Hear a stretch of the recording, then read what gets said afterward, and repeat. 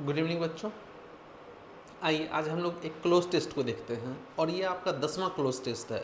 इससे पहले हम लोगों ने 9 क्लोज टेस्ट को देख चुका था। आज आपका ये 10th क्लोज टेस्ट है। ठीक है, तो देखिए क्लोज टेस्ट बनाने का क्या तरीका होता है कि देखिए हम लोग क्लोज टेस्ट जो डिस्कस करते हैं वो पूरी डिटेल में डिस्कस करते हैं। ऐसा नहीं है कि केवल आंसर को डिस्कस करते हैं, उससे रिलेटेड जितना भी ऑप्शन होता है यानी चारों ऑप्शन को हम लोग डिस्कस करते हैं। ठीक है ना, केवल आंसर को हम लोग डिस्कस नहीं करते हैं, हम लोग चारों ऑप्शन को डिस्कस करते हैं। ठीक है, अब एक बात समझिएगा। देखिए जब भी क्लोज टेस्ट को सॉल्व किया जाता है तो क्लोज टेस्ट को पहले एक बार थॉरोली पढ़ लेना चाहिए, एक बार उसको पढ़ना चाहिए, जल्दी जल्दी में एक बार उसको पढ़ लीजिए।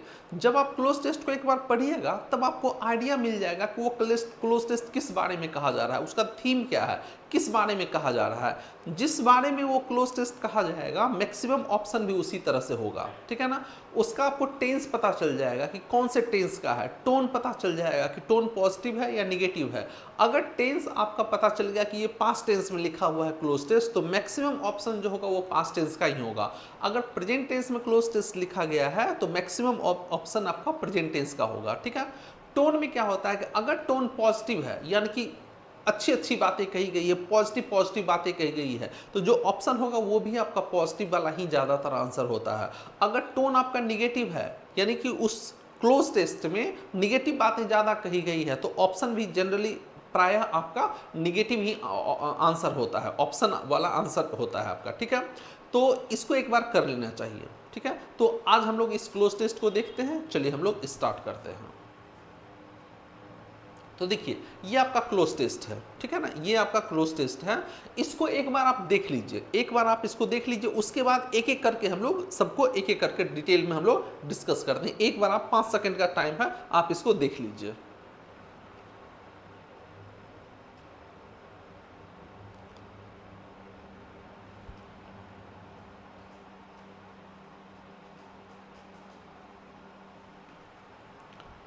उम्मीद है आपने देख लिया होगा। ठीक है ना, अब देखिए अब इस क्लोज टेस्ट को हम लोग डिस्कस करते हैं और डिटेल में डिस्कस करते हैं। हर एक पार्ट को, एक एक पार्ट को अलग अलग करके तोड़ तोड़ के हम लोग उसको डिस्कस करते हैं। ठीक है, तो आइए सबसे पहले हम लोग देखते हैं इसको। देखिए एक पार्ट को हम लोग उठाए हैं, वहां से हम लोग एक पार्ट को उठाए हैं और वो ये कह रहा है। देखिए कह रहा है, जब आप इसको पढ़े होंगे तो आपको पता होगा कि ये क्लोज टेस्ट किस बारे में बात किया जा रहा है, इसमें कौन से किस बारे में बात की जा रही है।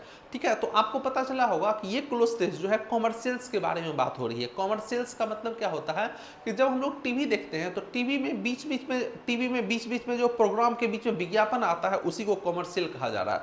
उसी कॉमर्शियल्स के बारे में बात किया जा रहा है यहाँ पर। ठीक है ना, तो चलिए हम लोग देखते हैं। तो देखिए लिखा हुआ है any regular viewer of programmes. Regular viewer का मतलब होता है नियमित रूप से देखने वाला, व्यू से बना है व्यूअर, कोई भी नियमित रूप से प्रोग्राम को देखने वाला। ऑन द टेलीविजन, टेलीविजन पर नियमित रूप से प्रोग्राम को देखने वाला will certainly have some reservations about commercials. उनके पास ये जो विज्ञापन है उसके बारे में निश्चित रूप से अपनी कोई धारणा होगी। जो भी नियमित रूप से टीवी को देखते हैं उनका टीवी पर आने वाले विज्ञापन के बारे में निश्चित रूप से अपनी एक धारणा होगी, ये कहा जा रहा है। ठीक है ना, अब देखिए when the television shows are dash good. अब यहां पर देखिए और एक बात और ध्यान दीजिएगा, जहां पर भी ब्लैंक लिखा होता है तो ब्लैंक के ठीक पहले और ठीक बाद वाले वर्ड को हमेशा देखा कीजिए, उससे उसको रिलेट कीजिएगा। 80% आंसर आपको यहीं से मिल जाएगा। क्या समझे आप कि जहां पर ब्लैंक लिखा हुआ रहेगा, ब्लैंक के ठीक पहले वाला वर्ड और ठीक बाद वाले वर्ड, उससे उस ब्लैंक को रिलेट कीजिएगा, मैक्सिमम ऑप्शन आपका उसी से मिल जाएगा। तो देखिए कह रहा है कि when television shows are dash good, कह रहा है कि जब टेलीविजन शोज जो होते हैं डैश गुड होते हैं। अब देखिए ये आर आपका लिंकिंग वर्ब है और आपको पता है लिंकिंग वर्ब के बाद हमेशा कोई ना कोई एडजेक्टिव आता है, तो ये आपका यहाँ पर एडजेक्टिव लिखा हुआ है। अगर इस ब्लैंक में कुछ नहीं भी लिखा होता फिर भी हमारा सेंटेंस क्या होता, सही होता। लेकिन अगर यहाँ पर ब्लैंक दे दिया है तो इसका मतलब इस एडजेक्टिव को क्वालिफाई करने के लिए यहाँ पर कोई ना कोई एक वर्ड आएगा और आपको पता है कि एडजेक्टिव को हमेशा एडवर्ब क्वालिफाई करता है, यानी कि यहाँ पर जो भी आएगा वो आपका क्या आएगा, एडवर्ब ही आएगा, दूसरा कुछ भी नहीं आ सकता है। और जब आप ऑप्शन में देखिएगा तो चारों ऑप्शन आपका एडवर्ब ही है। चारों ऑप्शन आपका एडवर्ब है, तो चारों में से कोई भी ऑप्शन आपका हो सकता है आंसर। अब हमको देखना है कि चारों में से कौन सा आंसर होगा। तो सबसे पहले एलिमिनेट करना सीखिए, समझिए। अगर आपको पता नहीं चल रहा है कि कौन सा आंसर होगा तो देखिए कि कौन सा नहीं होगा। अगर कौन सा होगा यह पता नहीं चल रहा है, तब आप ये पता लगाने लगे कि कौन सा नहीं होगा, ठीक है ना। तो एलिमिनेट करना सीखिए, समझिए इसको। देखिए कह रहा है कि when the television shows are dash good. अब इस गुड को क्वालिफाई करने के लिए यहां पर एक एडवर्ब चाहिए। अब देखिए गुड आपका पॉजिटिव सेंस का एडजेक्टिव है, तो अगर कोई पॉजिटिव सेंस का एडजेक्टिव होता है तो उसको क्वालिफाई करने के लिए जो एडवर्ब आएगा वो भी आपका पॉजिटिव सेंस वाला ही होना चाहिए, समझिएगा। अगर कोई पॉजिटिव सेंस का वर्ड है और उसको क्वालिफाई करने के लिए कोई दूसरा वर्ड आ रहा है, तो ये अगर पॉजिटिव सेंस का है तो इसको भी पॉजिटिव सेंस में ही होना चाहिए। तो गुड चूंकि पॉजिटिव सेंस का है तो यहां पर जो एडवर्ब आएगा वह भी आपका पॉजिटिव सेंस वाला ही होगा। लेकिन यहां देखिए इरेशनली लिखा हुआ है, ई से पता चल गया, इर से पता चल गया कि आपका क्या है, निगेटिव सेंस वाला है, ये वाला आपका गलत हो गया। अनरीजनेबली लिखा हुआ है, अन लिखा हुआ ये भी आपका क्या है, निगेटिव है, तो ये दोनों ऑप्शन आपका क्या हो गया, गलत हो गया। अब या तो रीजनेबली होगा या नहीं तो रेशनली होगा, ठीक है ना। अब देखिए रेशनल का मतलब आपको होता है बुद्धि, बौद्धिक बुद्धि होता है, ठीक है ना, ये बुद्धि होता है। और रीजनेबल का अर्थ होता है कि उचित रूप से, ठीक है। अब देखिए यहाँ टेलीविजन शोज के बारे में बात हो रही है, उसके पहले एक चीज देख लीजिए। रीजनेबली का अर्थ होता है उचित तरीके से और रेशनली का अर्थ होता है बौद्धिक तरीके से, ठीक है। तो यहाँ पर देखिए बुद्धि वाली कोई बात नहीं हो रही है, टेलीविजन शोज के बारे में बात हो रही है, तो ये बुद्धि वाला जो ऑप्शन है ये रेशनली, ये आपका नहीं होकर यहाँ पर आपका क्या हो जाएगा, reasonably. When the television shows are reasonably good, कह रहा है कि जब टेलीविजन शोज जो होते हैं वह अच्छे होते हैं, ठीक है ना। The commercials that dash them. अब देखिए ये जो देम आ रहा है ये शोज के लिए आ रहा है, कह रहा है कि जब टेलीविजन शोज अच्छे होते हैं तब ये जो कॉमर्शियल्स होता है। अब देखिए यहां पर दैट लिखा हुआ है, ये दैट आपका यहां पर रिलेटिव प्रोनाउन है। अगर ये रिलेटिव प्रोनाउन है तो ये जो कॉमर्शियल लिखा हुआ ये इसका एंटीसीडेंट हो गया, ये इसका एंटीसीडेंट हो गया। और आपको पता है कि एंटीसीडेंट के अनुसार ही यहां पर वर्ब का यूज होता है, यहां पर जो वर्ब आएगा वो वर्ब एंटीसीडेंट के अनुसार होगा। और एंटीसीडेंट देखिए आपका प्लूरल है, तो जो वर्ब आएगा वो प्लूरल होगा। तो पहला ऑप्शन आपका छट गया, ये जॉइंस लिखा हुआ ये आपका क्या है, सिंगुलर है। ये ऑप्शन तो आपका छट गया सबसे पहले। कैसे छटा, क्योंकि यहां पर देखिए एंटीसीडेंट आपका प्लूरल है, तो जो वर्ब आएगा वो वर्ब भी आपका प्लूरल होना चाहिए। तो यहां पर ये वाला वर्ब देखिए आपका ये सिंगुलर था, तो ये ऑप्शन तो ऐसे ही छट गया, ठीक है। अब या तो अकोमोडेट होगा, अकंपनी होगा और एडमिट होगा। एडमिट का अर्थ होता है स्वीकार करना, ठीक है ना। अकंपनी का अर्थ होता है साथ साथ चलना, और अकोमोडेट का अर्थ होता है अपने में समाना, ठीक है, अपने में समाना। अब देखिए कह क्या रहा है कि जब कोई टेलीविजन शोज अच्छे होते हैं तो कॉमर्शियल्स दैट डैश देम, यानी कि ये शोज के बारे में कह रहा है कि कॉमर्शियल्स जो होते हैं वह उनको डैश करते हैं। उनको क्या करते हैं, क्या उनको एडमिट करते हैं, नहीं, उनको स्वीकार करते हैं, बिल्कुल नहीं करते हैं। क्या उनको एकोमोडेट करते हैं, अपने में समाते हैं।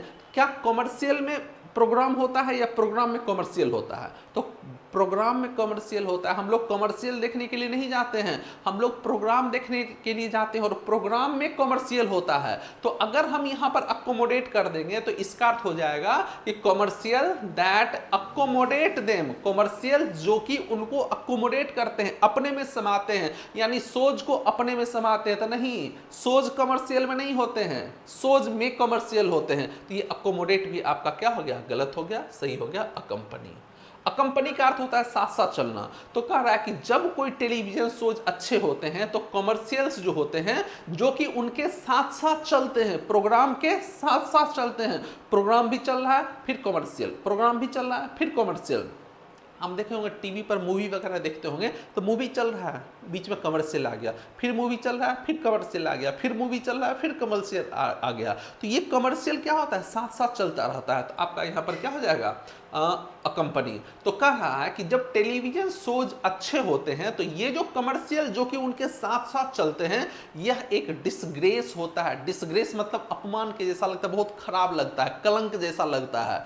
देखिए कोई भी प्रोग्राम अच्छा होता है और बीच में अगर कोई विज्ञापन आ गया तो बहुत खराब लगने लगता है। वही कह रहा है कि जब कमर्शियल अच्छे टीवी प्रोग्राम अच्छे होते हैं तो ये जो कमर्शियल जो कि उस प्रोग्राम के साथ साथ चलते हैं वो एक तरह से डिसग्रेस होते हैं या अपमानजनक जैसा लगता है, ठीक है। तो ये आपका मीनिंग लगा हुआ। देखिए अकोमोडेट मतलब किसी चीज को अपने में समाना, अकंपनी मतलब साथ साथ चलना, एडमिट मतलब स्वीकार करना, और डिस्ग्रेस मतलब सेम, डिसऑनर, इग्नोमिनी, अपमान, बेइज्जती, ये होता है। ठीक है ना। अब आगे देखिए कह रहा है, यहाँ पर हम लोग देख लिए when the television shows are reasonably good. हाँ अब देखिए one of the many bad dash of commercials is there loudness. अब देखिए यहाँ पर कह रहा है, सिंपल सी बात देखिए कह रहा है कि ये बहुत आसान है। यहाँ पर देखिए वन ऑफ लिखा हुआ है, वन ऑफ, और आपको पता है कि वन ऑफ के बाद जो भी नाउन या प्रोनाउन आता है वो हमेशा प्लूरल होता है। तो one of the many bad, और ये एडजेक्टिव है तो यहाँ पर आपका यहाँ पर क्या आएगा, नाउन आएगा, और जो भी नाउन आएगा वो नाउन आपका कैसा होगा, प्लूरल होगा, और एक ही नाउन प्लूरल है, और वो नाउन क्या है, ये है। तो देखिए कह क्या रहा है, one of the many bad features, कह रहा कि बहुत से खराब फीचर में से एक फीचर वो क्या है, कमर्शियल का, कमर्शियल के बहुत से खराब फीचर में से एक फीचर जो है उनका क्या है, लाउडनेस है। आप देखे होंगे कि जब भी विज्ञापन आता है तो उसका आवाज़ बहुत ज़्यादा रहता है, एकदम धड़ धड़ धड़ धड़ पूरा जोर से आवाज़ आता है। हमेशा देखिएगा 99% विज्ञापन आपको ऐसा मिलेगा कि प्रोग्राम में जितना आवाज़ रहता है जब विज्ञापन आता है तो उसका आवाज़ बढ़ जाता है। तो वही कह रहा है कि ये जो बहुत से बैड फीचर्स में से एक फीचर जो होता है उसका क्या होता है, लाउडनेस। ये क्या होता है, बहुत ज़्यादा लाउड होता है। ठीक है, तो आपका यहाँ फीचर्स हो जाएगा। अब देखिए their loudness, they seem to be, seem मतलब होता है लगना, मालूम पड़ना। कह रहा है कि दे, अब ये दे आ रहा है कमर्शियल के लिए, कह रहा है कि दे सीम टू बी, ये मालूम पड़ते हैं, ये मालूम पड़ते हैं मतलब क्या, कमर्शियल मालूम पड़ते हैं। They seem to be dash as loud as the programme, कह रहा है कि ये जितना लाउड प्रोग्राम होता है उससे, अब देखिए यहाँ दो का सेंस दे रहा है, यहाँ पर दो का सेंस दे रहा है। कह रहा है कि जितना लाउड प्रोग्राम होता है उससे दुगुना आवाज लगता है इनका। यानी कि अभी बताया ना कि खराब एक इसमें फीचर क्या है कि इसका आवाज साउंड बहुत ज़्यादा होता है। तो कह रहा है कि प्रोग्राम का जितना आवाज़ होता है इस कमर्शियल का आवाज़ लगभग दुगुना होता है। ठीक है ना। तो अब देखिए यहाँ दो का सेंस आ रहा है, यहाँ पर दो का सेंस आ रहा है। तो अब हमको देखते हैं कि यहाँ पर कौन सा होगा। तो इसके लिए एक सेंटेंस लिखे हैं, देखिए India is 10 times stronger than Pakistan, ये सेंटेंस लिखा हुआ। आप हमको बताइए ये सेंटेंस सही है या गलत है, ये सेंटेंस सही है या गलत है। तो निश्चित रूप से ये सेंटेंस गलत है आपका लिखा हुआ। क्यों गलत है, अगर इसके बारे में डिटेल में पढ़ना चाहते हैं तो हमारा एक सीरीज अभी चल रहा है golden rules of 120 golden rules of English grammar, उसमें इस पॉइंट को डिटेल में डिस्कस किए हैं।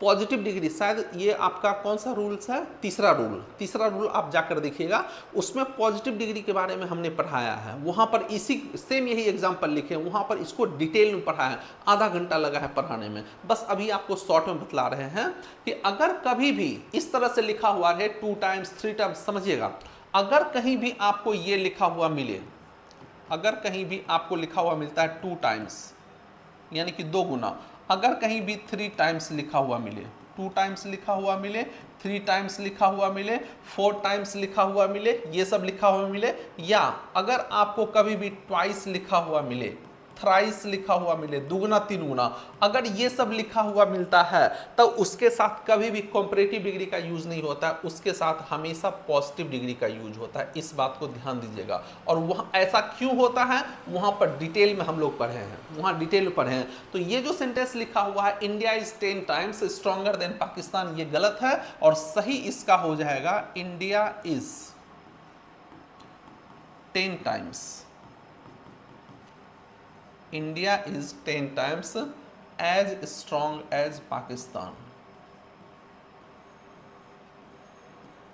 India is 10 times as strong as Pakistan. आपका ये हो जाएगा, ठीक है ना। तो ये बात याद, तो क्या सीखे हमने ये सीखा कि अगर कहीं पर पॉजिटिव डिग्री लिखा हुआ है तब उसके पहले 2 times 3 times 4 times twice thrice इन सब चीज़ों का यूज होता है। क्लियर है। अब देखिए यहाँ भी देखिए एज लाउड एज, देखिए यहाँ पर पॉजिटिव डिग्री लिखा हुआ है, पॉजिटिव डिग्री। तो अगर पॉजिटिव डिग्री लिखा हुआ है तो यहाँ भी आपका क्या हो जाएगा, ट्वाइस हो जाएगा। ठीक है।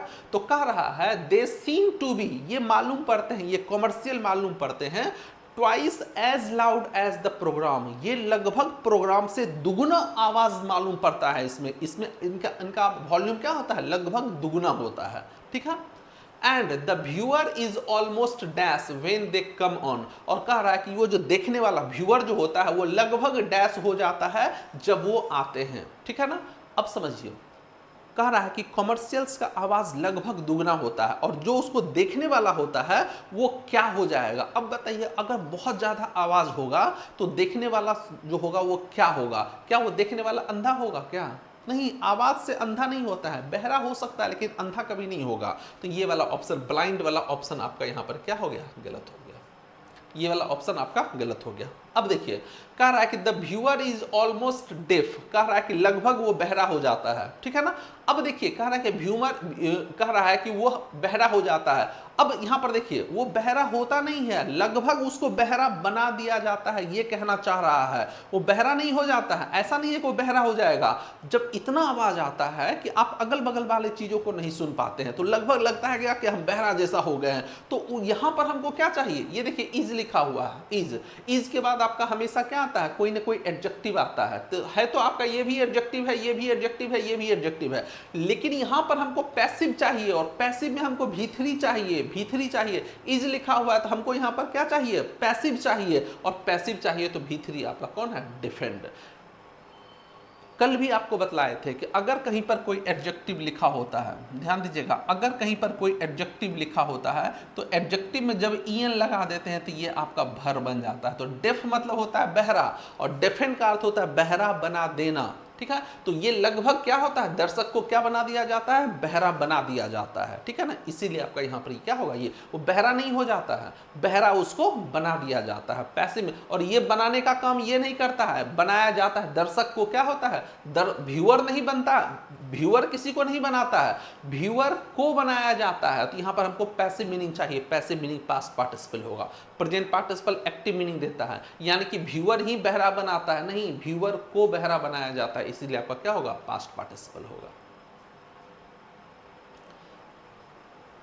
अब देखिए, डिफेंड व्हेन देखा any attempt dash conservation conversation, conversation का मतलब होता है बातचीत। कह रहा है कि कोई भी कोशिश डैश कन्वर्सेशन, कन्वर्सेशन मतलब बातचीत, ड्यूरिंग कमर्शियल, कह रहा है कि कमर्शियल के दौरान जब विज्ञापन चल रहा होता है तो आप कोई भी कोशिश कर लीजिए, बातचीत करने की कोई भी कोशिश कर लीजिए, वह फ्यूटाइल होता है। फ्यूटाइल मतलब व्यर्थ, यानी कि इतना ज़्यादा शोरगुल रहता है विज्ञापन के समय में कि आप अगर बातचीत की कोशिश कीजिएगा तो वह व्यर्थ हो जाएगा, आप सुन नहीं पाइएगा, इतना ज़्यादा आवाज़ होता है, ठीक है। तो देखिए, अटेम्प्ट लिखा हुआ है, अगर कहीं भी अटेम्प्ट लिखा होता है, ध्यान दीजिएगा, अगर कहीं भी अटेम्प्ट लिखा होता है तो अटेम्प्ट के साथ दो ही प्रीपोजिशन का यूज होता है।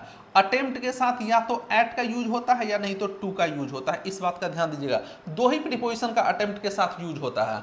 अगर इसके बाद कोई नाउन लिखा हुआ है तब आपका एट का यूज होगा, और अगर इसके बाद कोई V1 लिखा हुआ है तब इसका यहाँ पर क्या होगा? टू का यूज होगा। एक्चुअली भी इन्फिनिटिव होता है, ठीक है ना। तो याद रखिएगा, अटेम्प्ट के साथ दो ही चीज लगता है, या तो एट लगता है या नहीं तो टू लगता है। तो देखिए, यहाँ पर कन्वर्सेशन नाउन लिखा हुआ, तो नाउन लिखा हुआ तो यहाँ पर आपका क्या हो जाएगा? एट हो जाएगा, एट हो जाएगा, ठीक है। तो any attempt at conversation during commercial is futile, कह रहा है कि कोई भी कोशिश बातचीत करने, कमर्शियल के दौरान बातचीत करने की कोई भी कोशिश क्या हो जाती है? व्यर्थ हो जाती है। अब देखिए, futile, commercials also take up too much time, कह रहा है कि कमर्शियल्स जो होता है बहुत ज़्यादा टाइम लेता है। आप देखे होंगे कि विज्ञापन चल रहा है तो चलते रहेगा, चलते रहेगा, चलते रहेगा, आप इंतजार कीजिएगा कि कब खत्म हो जाए, कब खत्म हो जाए, लेकिन चलते रहता है। तो वही कह रहा है कि commercials also take up too much time, कह रहा है कमर्शियल्स बहुत ज़्यादा टाइम भी लेते हैं, बहुत ज़्यादा टाइम लेते हैं। एंड डैश टू ऑफन, और प्रायः उसको डैश किया जाता है। देखिए, यहाँ रिपीट करने वाली बात है, ठीक है। आप गौर कीजिएगा, आप गौर कीजिएगा, अभी जैसे कि आईपीएल चल रहा है, आईपीएल में देखिएगा, जब आप जियो हॉटस्टार पर आईपीएल को देखिएगा, उसमें एक ऋतिक रोशन वाला प्रचार बार बार आता है, वो जूता वाला प्रचार देखिएगा, ऋतिक रोशन वाला प्रचार बार बार आता है।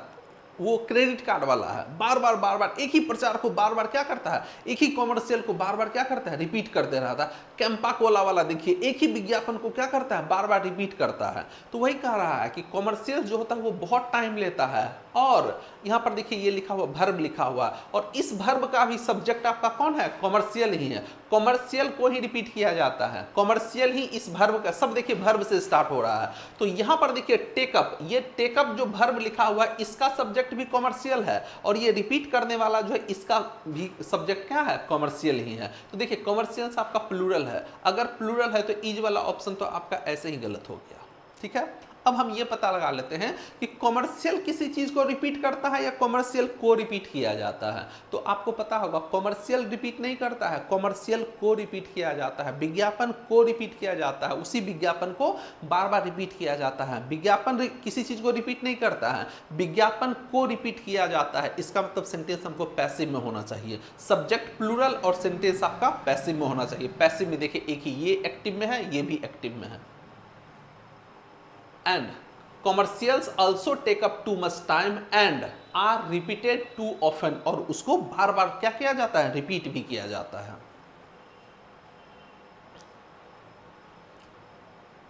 Are repeated too often. The impression one dash gets is that the shows are sandwiched in dash long periods of advertising. अब देखिए द इंप्रेशन, अब देखिए एक सब्जेक्ट आपका यहां पर ये है, ये वाला एक सब्जेक्ट है इंप्रेशन, और एक सब्जेक्ट आपका यहां पर वन है, एक सब्जेक्ट आपका यहां पर वन है, दो सब्जेक्ट है। और एक देखिए वो जो इंप्रेशन लिखा हुआ, इंप्रेशन के लिए देखिए यहां पर ये वर्ब आ गया, ठीक है ना, इसको हम सब्जेक्ट वन मान लेते हैं। इसको अगर हम सब्जेक्ट वन मान लेंगे तो ये आपका वर्ब वन हो गया, और इसको अगर हम सब्जेक्ट टू मान लेते हैं, इसको अगर हम सब्जेक्ट टू मानते हैं तो ये वाला आपका वर्ब आपका क्या होगा, ये वर्ब आपका क्या है, टू है। ठीक है ना, तो वो इंप्रेशन के लिए वर्ब देखिए यहां पर इज आया है, और वो जो वन लिखा हुआ है उसके लिए वर्ब यहां पर क्या है, ये आया है। तो देखिए impression is that the shows are sandwiched. तो देखिए वन लिखा हुआ है सब्जेक्ट, और उसके बाद यहां वर्ब है, सब्जेक्ट और वर्ब के बीच में ब्लैंक है। ध्यान दीजिएगा ये आपका सब्जेक्ट है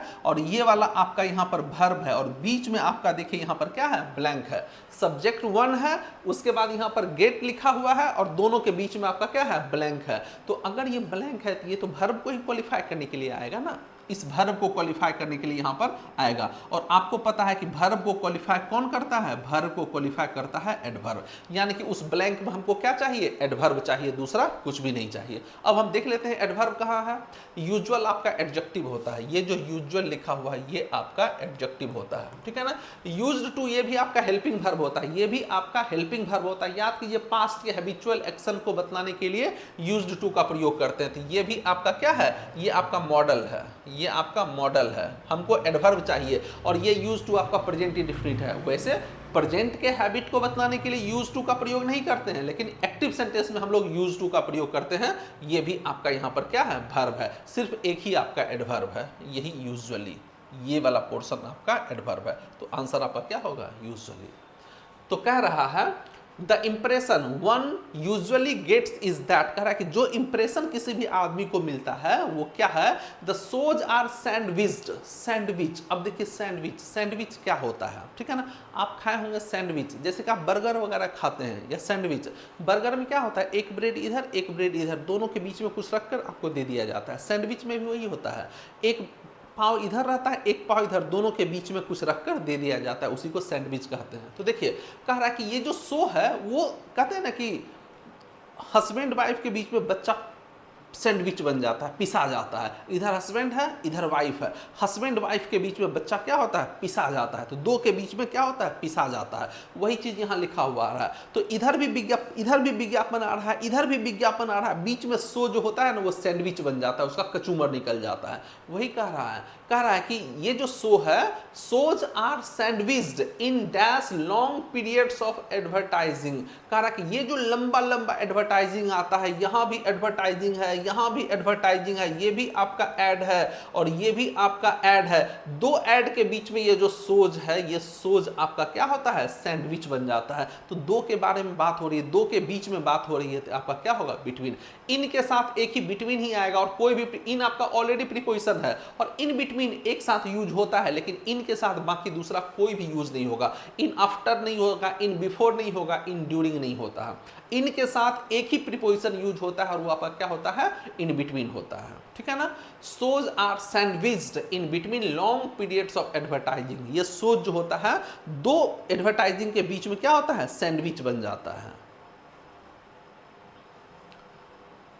हाँ, often commercial dash a show, कह रहा है कि प्रायः ये जो कॉमर्शियल है वो शो को, अब देखिए ये कॉमर्शियल जो लिखा हुआ है, ये कॉमर्शियल आपका सब्जेक्ट है, यहाँ पर आपको verb आना चाहिए और ये वाला पोर्शन आपका यहाँ पर क्या है, ऑब्जेक्ट है। तो यहाँ पर हमको क्या आना चाहिए, verb आना चाहिए। कह रहा है कि प्रायः क्या होता है, ये कॉमर्शियल जो है वो किसी शो को एट अ वो शो को डैश करता है, किसी शो, सॉरी, हाँ, किसी शो को डैश करता है at a particularly inappropriate time, बहुत ही खराब समय पर शो को डैश करता है। आप गौर कीजिएगा, कोई आप मूवी देखिए टीवी पर, ठीक है, मूवी जब आप देखिएगा तो जब भी कोई अच्छा सीन आने वाला होगा उसी में विज्ञापन आ जाता है। गौर किए हैं आप? या कोई सीरियल देखिए तो सीरियल में जहां भी कोई इंटरेस्टिंग वाला चीज अब लगेगा कि हाँ अब हो सकता है, अब ये इंटरेस्टिंग, जैसे सास बहू के बीच में झगड़ा हो रहा है, सास झगड़ रही है, सीरियल में तो वही सास बहू वाला दिखाता है, सास झगड़ रही है, बहू भी झगड़ रही है, सास भी रो रही है, बहू भी रो रही है, पता नहीं चल रहा है क्या होने वाला है, अब क्या होगा पता नहीं। अचानक से दरवाजा खुलता है और लगता है कि अब तो कोई आ रहा है। अब जैसे ही कैमरा उधर जाता है बस विज्ञापन देना शुरू कर देता है। गौर किए हैं? ये ऐसा होता है कि जब भी कोई रोमांचक सीन आता, किसी का परछाई दिखाई दिया, लगा कि अब कोई आ रहा है, बस बीच में विज्ञापन देना शुरू कर देगा। तो वो बढ़िया समय पर जो होता है ना, शो को क्या करता है, वो डिस्टर्ब कर देता है। तो वही कह रहा है, often commercials dash a show, कह कि एक शो को पर्टिकुलरली इनअप्रोप्रिएट टाइम, देखिए बहुत ही खराब समय पर उस शो को क्या करता है, इंटरप्ट करता है, बाधा डाल देता है, इंटरप्ट करता है। इन्वॉल्व नहीं करता है, इंटीग्रेट मतलब अपने में समाना, इन्वर्ट मतलब उलट देना, ये सब काम नहीं करता है। क्या करता है, शो में बाधा डाल देता है। बढ़िया चीज चल रहा है लेकिन अचानक से शो पे क्या किया, बाधा डाल दिया, तो ये इंटरप्ट करता है। क्लियर है? तो ये आपका सारा आंसर है। तो ये आपका आज का क्लोज टेस्ट था। इसको आप देखिएगा, एक दो बार आप प्रैक्टिस कीजिएगा, खुद से कीजिएगा, और फिर से हम लोग क्लोज टेस्ट, अगला क्लोज टेस्ट लेकर जल्दी ही आएंगे हम लोग, हो सकता है कल ही आ जाए। तो बस जुड़े रहिए हमारे साथ। अगर अच्छा लगा हो तो इसको शेयर कर दीजिए अपने दोस्तों के साथ, लाइक ज़रूर कीजिएगा, चैनल को सब्सक्राइब कर लीजिए। और आज भर के लिए इतना ही रखते हैं। Okay, bye, good night.